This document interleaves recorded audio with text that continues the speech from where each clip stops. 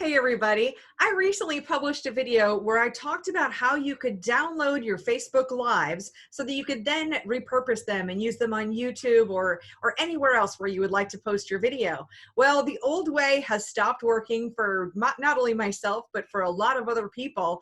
And to refresh your memory, let me go ahead and share my screen with you. And here we go. So here is my Facebook page, or one of them, my Winning Motorsports Marketing Facebook page. And today I went live, and the way that I was showing before, and that has worked for a long time, is that you would go ahead and enlarge the video and then push on the three little dots and click on download video.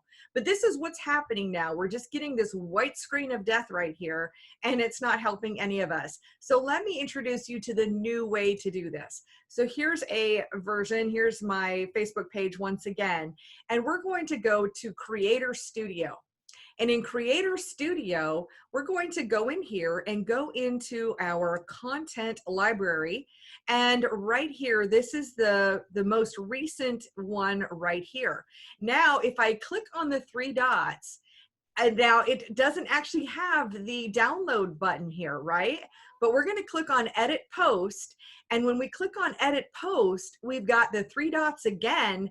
And now I can download SD right here. And you can see where this is downloading right here in this lower left-hand corner. So that is the new way to download your Facebook Lives. And I hope that this is a helpful tip for you. And, you know, in this, especially now, I mean, I don't know when you'll be seeing this video, but if it's now, it's during the COVID-19 crisis. And so many of us are getting on live and we're talking to people. And so I hope this video is helpful for you so you can get your message out to a much larger audience.